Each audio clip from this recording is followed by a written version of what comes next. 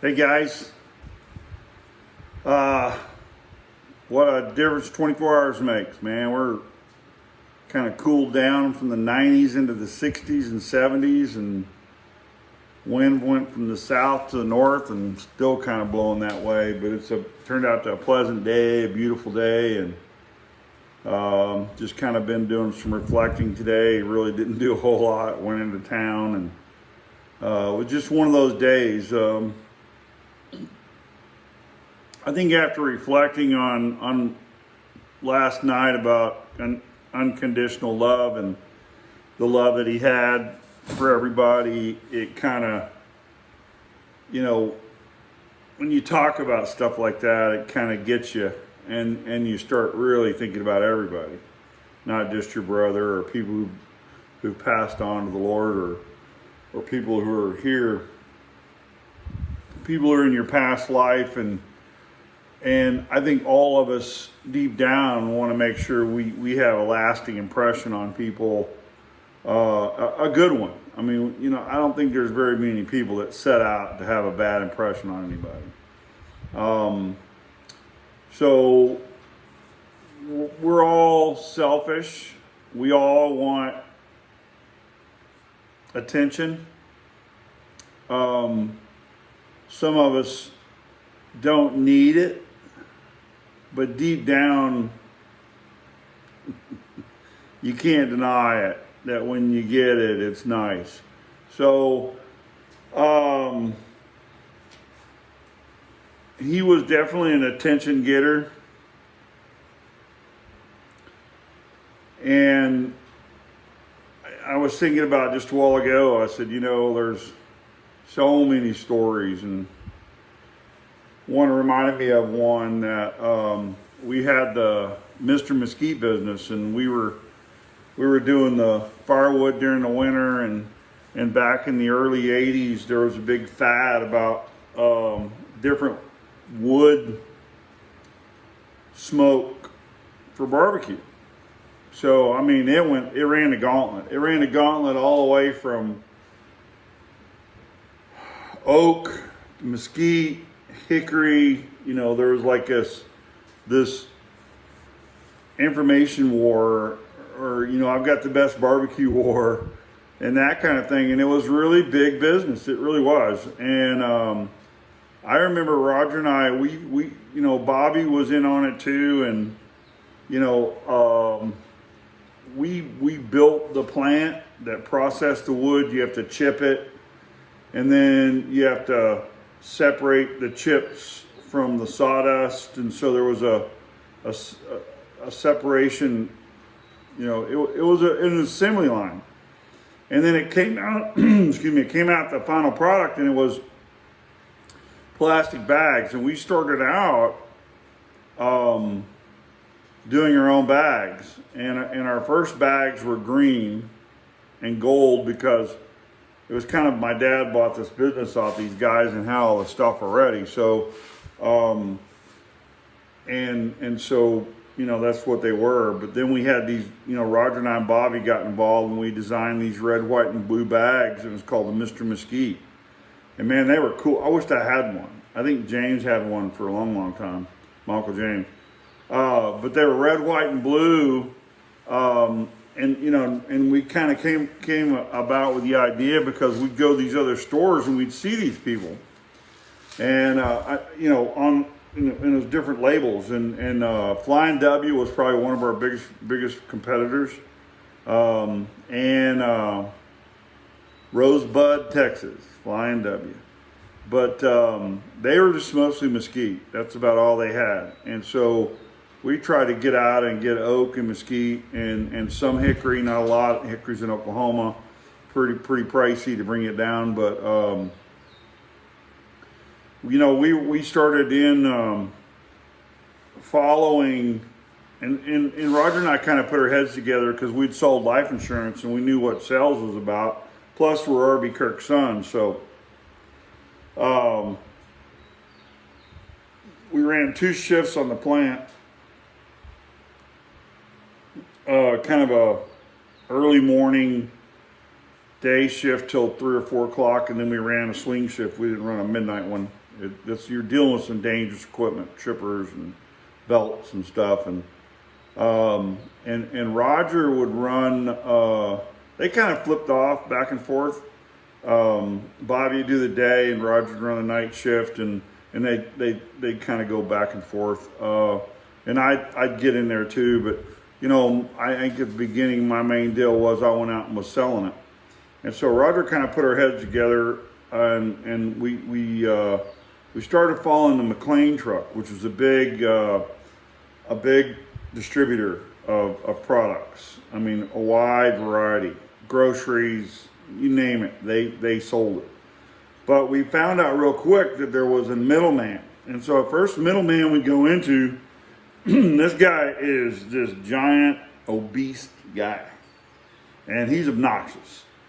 He ain't got time for you. He's King Daddy-O. What do you got? Let me see it. Oh, it looks great. Threw it on his desk. Let me have your cards. Here's your price list. Oh, fantastic. Da da da da da. That kind of thing. And we never, got anything out of that. So we figured it out. We said, well, we'll cut out the middleman.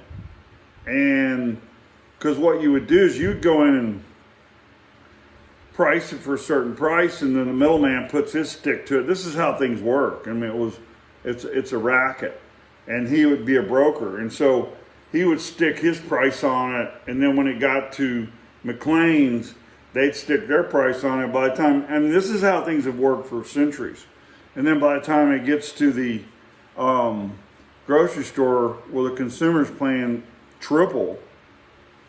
I think this is a big complaint about farmers these days because, they're not getting anything for their stuff. And by the time you and I go to the grocery store and buy it costs a fortune, and they're not getting any of that money. And I don't blame them. But that's the system, and that's kind of how it works. So we decided that we were going to cut the middleman out. And we had gotten McLean's attention because we just followed the McLean truck around. And as soon as they'd leave, we'd walk in the store manager, was back in the old days, Piggly Wiggly and that kind of thing, and the little mom and pop stores. That's who we did, and we did it kind of local. But it was every one of them were McLean's routes. And so we went in there and we'd outbid them. They're paying $4 a bag. We're selling to them for $1.50. And they're like, wow. And ours was real clean too. Didn't have a lot of dust in it. We went to an extra mile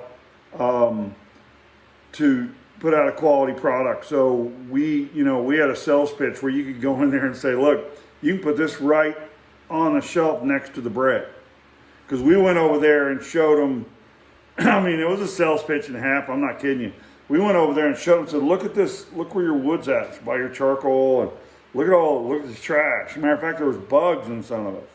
So we said ours is bug free. Blah blah blah, and they would take our product, and they quit buying McLean's, and so that's how we learned it was called private label, because if you got it from McLean's, you had to put McLean's label on it. This is McLean's. It's no longer Mr. Mesquite. Now you can go on there on the back, you flip it over, manufactured in Florence, Texas, Mr. Mesquite Company. And we went in there, and we went to the headquarters in Dallas, Texas. And we put on our R.B. Kirk insurance executive clothes. We walked in there, and I'll never forget, it was probably the first time I've ever been around a woman that was just an executive, and she knew her stuff. And not only that, she was extremely attractive. And so it's kind of, McLean did that on purpose to kind of get you dumbfounded. But Roger and I, we didn't take the bait. We weren't dumbfounded by her. We had a mission. And we sat there and told her, and she was, well, how can you sell it for this price? And I said, because you're dealing with a middleman. I mean, we had a plan. And we went to Brinks and did the same thing, because Brinks would put a little package of your stuff in all of their barbecue pits. And I mean, we came within, frog hair of flipping these guys to cut out the middleman. And just like any other thing, I'm just assuming now though, because everybody we talked to, we impressed them because we had our act together. And the question was, and I think that was probably a good thing because the question was in our mind, these guys were wanting 250,000 pounds a month. And we were doing all we could do, to do that. Like, yeah, I mean, it's hard. I mean, that's a lot. You got to have a big factory. So we were going to have to sell some bankers and sell my dad and them on. We're going to have to expand if we would have got one of those accounts. But we worked real hard in getting them, and we had them. We did. We had them committed, but no signing the dotted line. And we left out of there with Brinks and McLean's, and they were going to be six-figure plus accounts. They liked the idea, the fresh idea that, this broker, we even described the big fat guy that one of their brokers that, he's got his whole office is just full of products with dust all over them. And I said, you guys never get to see that. You didn't get to see new products coming out because it's what he wants you to see. So, I mean, we really, and a lot of that was Roger. I mean, he's like, we got to show him something, we need to tell him. So Roger was the guy that I kind of gave him our spill, and Roger explained to him who they were in great detail and how that was. And so, we made a pretty good team doing that. And I mean, we left out there convinced we were going to get it. I mean, we did. It was that convincing. They weren't BS us at all. They were like very, very serious and stayed in contact with us for a while. And then the next thing you know, boop, nothing. So I don't know what happened or what it was, and they wouldn't contact us back. And so the good old boy network kind of won out. But that was kind of a neat experience for both of us because we weren't working for somebody else. We were really working for us. Even when we're working for insurance business, they say you're working for somebody else. You're working for them. So we put our heart, mind, and soul in it, and came very, very, very close to getting it, like the big boy, the big jump. But we had a lot of fun doing that. I mean, I'm serious. Building the plant, producing the stuff. We had some wetbacks working for us, and you get the experience of that. Bobby knew enough Spanish to talk to him, and so we hired a bunch of these guys, and my mom and dad were adamant about doing it right. So they said we need Social Security numbers. Everybody else is paying them like $10 a day. Well, we paid them, $6 or $7 back in the day, $6 or $7 an hour. And they're paying them $10 a day. So these guys were flogging to come work for us because they were making a lot of money. And so I know half those, if not all the Social Securities were fake. I mean, these guys didn't have Social Security cards. So, but my parents were on the up and up, and we did it right. But I remember I came home one day, and I remember this one guy I hired on. He could speak more English. The rest of them, he was kind of a radical. And I know he was I was leaving out to go do sales or something one day, and he was all in Bobby's ear about more money, more dinero, blah, blah, blah, blah. So I came back that evening, and they ain't produced nothing. And they'd all kind of went on strike. And Bobby comes out and goes, I don't know what to do with them, man. He said, I can't get them to work. They want more money and that kind of stuff. And I knew who that was. I did. And I knew the guys that were kind of followed up on them. And then, Roger was kind of backing me up. Like I say, he'd rather fight and eat anyway. Roger's hoping they back now. They say beat the hell out of him. I promise you that. And so, I just kind of went to him and said, look, who wants more money? I mean, who's talking about, what's the deal? And this guy comes to us, oh yeah, man, da, da, da, and he just went through a spill. And I said, really? I said, most people are paying $10 a day. You don't even have a green card, you're not documented, and we are treating you guys really well. We gave them a place to stay. We paid them a good wage, and we didn't work them over. It was 8-hour shifts. There's it wasn't really that hard of work. It wasn't, because you fed a machine. The hardest work was feeding the machine, and we ordered it. It was already cut, so I had to just feed the machine and then bag it. So it wasn't that intense. But anyway, long story short, I don't know. That's just me. I knew who was responsible. And so when they fed me their deal, I go, okay, you got it. And they go, all right. I go, you're fired. They didn't see that coming. I said, and you're fired and you're fired. Hit the road. And I knew already Bobby's favorite guys, and he knew the workers, and they were just good. They were decent kids. And so they all freaked out. And I said, work tomorrow morning. We blew it today, but tomorrow morning, 8 o'clock, anybody wants to work here. If not, we'll run it, or we'll get somebody else. And that ended that. I mean, they were gone. I mean, they bitched and griped all the way out, and they were gone. And like, I think Roger was kind of disappointed and get to whoop some heads. But, that was kind of a weird experience, I don't know. All I can say is, God-given RB wisdom on that one. But then there came a deal. We were buying some wood from a guy out of San Saba.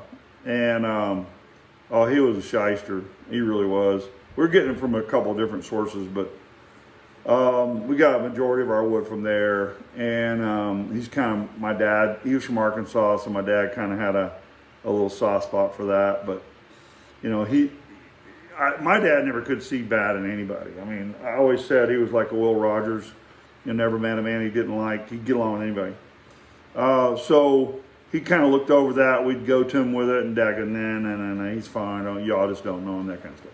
So anyway, he comes to us with this this thing about this account he got in Canada. And so, I mean, we literally just started producing like crazy, and we were doing, gee whiz, 2 or 3 semi-truck loads a week. I mean, it's kicking butt and taking names. And so, and they would put them on railroad cars and ship them up there. And it was 30-day pay. So we had several cars that we hadn't been paid for. A couple of them we had. And then this Tony guy comes to us and he goes, and I was kind of fishy about it, but he said, we need some hickory. I can't get any hickory. And that guy knows everybody. And I knew some guys in Oklahoma, and I said, okay, well, I can get hickory. What's the deal? And he goes, well, they want 10,000 pounds of hickory, ASAP. I said, okay, we'll do it. We agreed to a price, and there was a deadline. Well, by the time we got it shipped down there, the deadline's getting closer. And then we got in there to meet my mom, and I think Bonnie was around us at that time and helping out. All of us just pitched in, and we had to cut it up, we had to split it, we had to put it through the chipper and chip it, and we didn't bag it up. They wanted bulk, so we decided that we would take, we figured it out, it would take a Ryder 16-foot, might have been a 20-foot Ryder truck, full, and we just chip it right in there. And it was, well, I take that back. We had to separate it. We front end loaded it with a tractor in there, and it took a lot of labor to get that thing in there. I mean, build it up and shovel it and the whole 9 yards. So we got it there, and so the deadline was so close that Roger and I had to literally drive it to him in that Ryder truck. So we took off on I think it was a Friday morning, and drove up to Dallas and spent the night with his good friends Sherry and Dobbins and Deborah Dobbins' place in Dallas. So we counted our trip started there. And so Saturday morning we get up at daylight, or before daylight, and we're gone. And we drove to Vancouver, Canada in 48 hours. And you talking about a trip. We took off, and I mean, we did great until we started hitting mountains. And those trucks have governors on them. And you got 10,000 pounds of hickory in your truck. We weren't truck drivers. And so we were, we kind of go as, you go too fast. They always tell you don't burn your brakes up on these big steep slopes. We're looking at these big rock gravel pits in case your brakes go out, that you just dive off into there. I think we even saw one that was buried up in there that lost its brakes. And so we're kind of freaking out, you know. Well, the first big old hill we go to climb, you know, go down there and we haul up. I said, well, I'll just haul. I remember back now, we didn't even know it had a governor. So I said, well, I'll just haul butt. And when we hit the bottom, you know, we'll have some momentum going. We'll get up that hill. And so the governor throttled us back before we hit the bottom. So you had to let off the gas and had us go down below, I forget, like, I think it was at 65 miles an hour, and had to go back to 60 or somewhere before the governor would cut loose and let you accelerate again. So I punched it, and I mean, we're going like a turtle up that hill. And it's like, boom, boom, boom, boom. I mean, you get to the top of the hill, that thing's just bouncing. And we're just like, you know, this is all we have now. We've hit Colorado between here and Vancouver. It is nothing but mountains. And so our only stop was Wyoming, because we kind of went around and went up through Montana that way. And so our only stop, we said we've got to stop at Little Bighorn, especially with our Indian inheritance and the way Roger always was about that. So we said we've got to stop in Little Bighorn because it's just so historic. We've never been. So we went. It was unbelievable. The whole Little Bighorn battlefield and where they slaughtered him when he went up over the hill after chasing 26 Indians. There was just these weird geographic shaped things that were just a rolling up and down like that. And I mean, it went as far as you could see. And there behind that was 3,000 Indians popped up, you know, and the rest is history. But we go on, we go all the way through, we go through the mountains.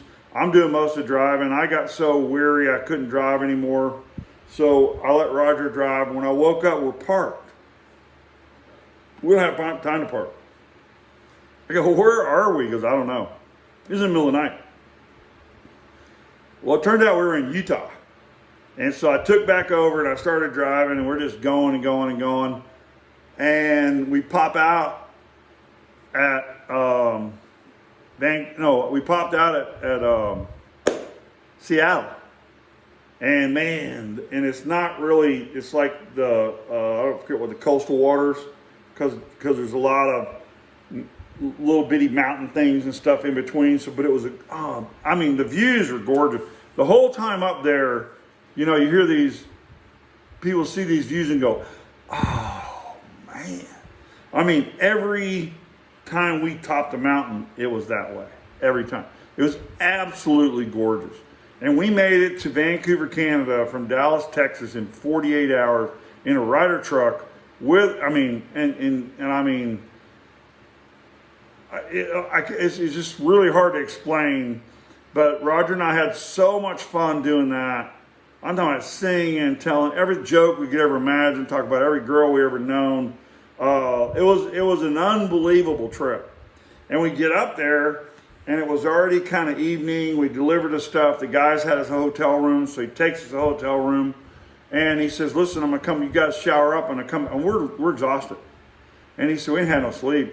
He said, "I'm gonna come out and get you. We go out to get something to eat." And we go, "Yeah, it's great." So we take a shower real quick, and before we go, he goes, "Oh, we're gonna go in this pub. You guys need something to drink?" So, yeah, we'll get some beer. I think Roger got some gin, and so we took that back to our hotel room, and so we go and we go out, and the guy takes us to eat, and it's in downtown Vancouver, and we go in this back alley, and we're like, wow, this is kind of spooky. And we go, and he does this little rap, like, you know, the magic rap or whatever. The guy comes to the door and he looks, goes, "Oh, come on in, man." It was a real big time Chinese restaurant, and we're in the back room behind, in the kitchen, in the VIP dining area, which was, there's no telling who that was reserved for, but these guys took us in there, and the guy asked us what we wanted, and we told him, and he cooked it right in front of us. It was the best Chinese food I ever had to this day. It was so good. And when we were going to it, every one of these pubs in Vancouver have, I mean, all of them have naked women in them. And they're dancing and stuff. But it's not like America where you got these poles and you give them money. You don't give them nothing. But beers cost like $10. Whiskeys and hard liquors like $15. And they were on a stage and you couldn't get near it. And there was a shower and a pole coming out of the ceiling on the stage. And I remember we went in to get the beer to go, and Roger didn't even make it 5 steps. He's locked. So I go get, no, we gotta go hotel room, let's go. And these weren't skags either. These were, oh my goodness. We saw probably 8 women to every guy in Vancouver, and more than half of those were just beautiful ladies. I'm not kidding. I don't know if they put something in the water or what, but, and I never seen a guy with red eyes before. I mean, devil eyes. They said he's from Pakistan. And he was at a place we were getting something, and I went, oh, that dude looks evil. But it was an amazing trip. And then we're so exhausted after that meal and all that. And the guy goes, man, you guys look tired. I'll take you back to your hotel. And I said, okay. He goes, you need anything else? I said, yeah, I'd like to have another 6-pack of beer, kind of unwind. So we pull into the pub, and Roger's about half passed out in the back seat. And I go, Roger, you want to go in with me? And he goes, nah, man, you go ahead. And the guy goes, hey, there's a naked woman in every club. Boy, he jumps up in there. And we go in, and this girl's not walking, she's on all fours going away from us on the stage. And I said, ah. So I go get the stuff, and Roger, I couldn't hardly get him out of there. It was quite an experience. It really was. That's probably as R-rated as I'm going to get on these, but that was one of those stories I couldn't help it. But then we leave. And we dropped it all off. We turned our truck in, and we get into the Vancouver airport. We took a little private jet, a private prop plane from Vancouver to Seattle, and we're out over the ocean flying. And it was okay. It wasn't that bad. It was a little jerky here and there. It really wasn't that bad. And we go you fly into Seattle. It's like a sheer bluff. I don't know if anybody's ever been there or seen it, but Seattle's all on a mountainside right down to the water. So we're flying in. The airport's down low, and it's just straight. And there's the mountain, boom, like this, and the airport's just running right with it. And the runway's running like this, and the plane turns, and we're coming right in at it. And Roger and I went, holy cow, you're kidding me. I mean, we're getting closer and closer and closer, and we're going right at the airport and the mountain. And the runway's running this way, and we're going like this. So Roger gets over and he goes, like that. I said, I see, I know. I said, I hope this guy knows what the hell he's doing. And I mean, at the last second, he turns it.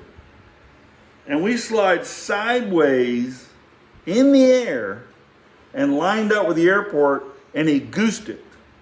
There's a 747 in front of us. Roger looks around behind us. He goes, oh my gosh, there's a 747 landing behind us. And we're like, you got to be kidding me. And this guy lands that plane. Now, my cousin Scott, who's a Navy aviator and now is a captain in the Southwest Airlines, he's a hell of a pilot, I'll tell it that way. And I told him about that, and he goes, oh man, that's called a crab crawl. He goes, you're talking about a unbelievable pilot that can pull that off. And I mean, he's probably a bush pilot. Scott said, up in Alaska where you got this little beach to land on, you go, like that. And so when I told him about it, he was excited. He goes, oh, y'all experienced that? I went, yeah. And it was just, one of those things. And then we've got cowboy hats on like I got now, and Roger's got one on. We're wearing blue jeans and boots and stuff. And we get on the Seattle plane to go home. It's a nonstop flight to Dallas. We were just elated to do that. I mean, we are stinking exhausted. And we get in the back of the plane, and it was one of those that didn't have any, I forget what airline it was, but it didn't have there was a very back seat, and then it skipped a row, and then all the ones in a row. Well, nobody wanted to sit back there, and no one was on the plane back there, so we went and got on it. And we had to stretch our feet out. I mean, it was nice. And I remember this guy was talking to us and stuff. We asked him where he was from, and he was telling us. And Roger goes, "Man, we're from Texas." And the guy goes, "No, duh." It was just hilarious. And so, but that was Vancouver road trip for the Mr. Mesquite Company. Those guys, you know, and I'm telling you, the guy was a shyster. We had 3 trucks we weren't paid for that were headed up there on rail. That truck we sent up there, we got fortunate. We said part of the deal is you're going to pay us for that one. And they did. And our other 3 trucks, the guys, he hinted around something about it, and that was made me suspicious. But they filed bankruptcy, and we never got paid for 3 or 4 loads of mesquite wood that we sent up there. But Roger and I made sure we got paid for the hickory that was up there, and went home and gave a check to Mom. But the flight home was crazy, but yeah, that was an amazing trip with Roger. It was pretty funny. We had a blast, and that was just another memory I can remember. I'm really kind of digging deep here, but that's the Vancouver trip with Mr. Mesquite. Peace be with you guys. I love you. This is a long one. Greatest nation the world has ever seen, and we ain't done yet. It's about to roar back, and we're going to roar back better than ever. So, like I said, if you're wavering, you're teeter-tottering, we all need to be united, because as they say, and I've said it many times here, united we stand, divided we fall. And I'm telling you right now, guys, it's America against the world, and it's the one world order we don't want happening right now. Not in our lifetime. I think eventually it will happen, but God's got this, no doubt about it. Showed it to me. It's clear as a bell. You hide and watch. By election time, we're going to be the strongest nation this world's ever seen, and one nation under God. And that part, I wish Roger could see. But he'll know. He knows. He does. Love you guys. Peace be with you. See you tomorrow.